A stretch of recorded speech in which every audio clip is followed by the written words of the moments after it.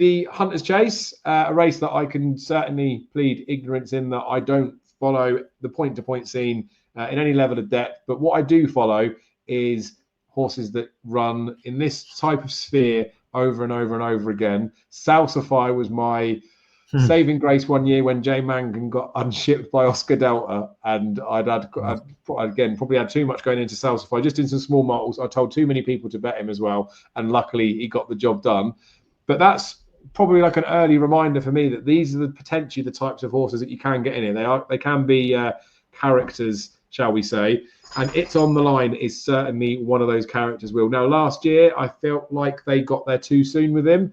But with the type of horse like this, you know what you're getting yourself into, because he's a law unto himself.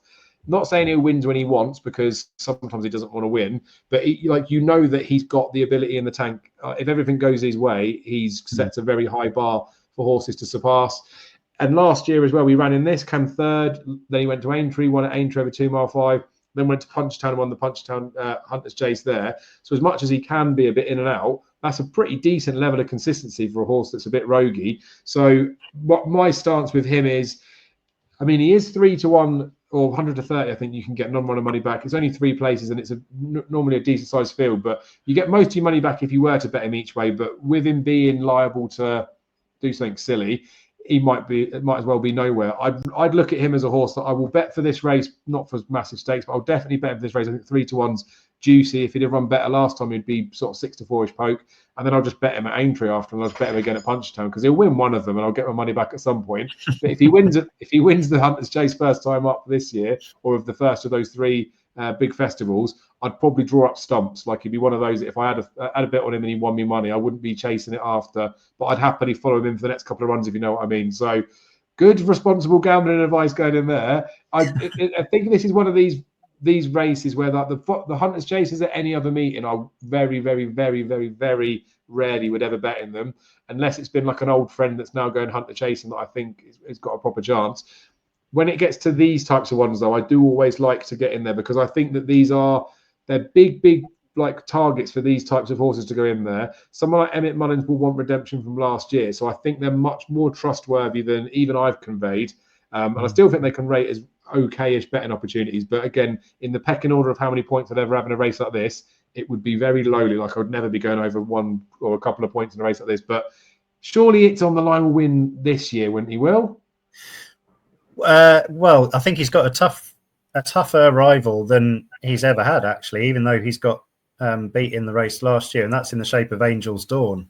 If you look back through her form, I mean, she was going very well in the Kim Muir last year when she came down 2 out. She obviously wouldn't have beaten, I know the way you're thinking, but probably would have been a clear second. That was off the back of an excellent run in third in the Thyestes, one of the bigger staying handicaps over in Ireland. So translating all that form, she's a festival winner as well. Don't forget, she won the Kim Muir the year before, beating Stumptown. So in terms of quality at this particular meeting, the fact that she's been aimed at the race, she's had 2 point-to-point wins to qualify her for the race. The one final piece of the jigsaw would be soft ground. I do think she's a lot better on a softer surface. So if it came up fast on Gold Cup Day, that would, I'd be wary, definitely. But I think she's a class act in a field where you often have 1 or 2 class acts, but then some that aren't, with all due respect. So I think she's the best horse in the race, even better than It's on the Line. Ooh, and the good thing with her is you can trust her to go through with it as well, can't you? So you can imagine it's like a ding-dong battle between those two. Yeah, I mean, it probably is as easy as that. Like I said, there will be better judges out there that would know this race in depth, but I think even those people, there's only so confident they could be about it. Quite a few good judges did put up this side nominee that won the race last year, and obviously they got paid, but I still think they got paid because It's on the Line got beat. And if you're making your case off the back of, well, this is only going to win because the other one's not going to try hard enough, it becomes a bit loose. At least there with Angel's Dawn, you've said that you think she's the best horse in the race.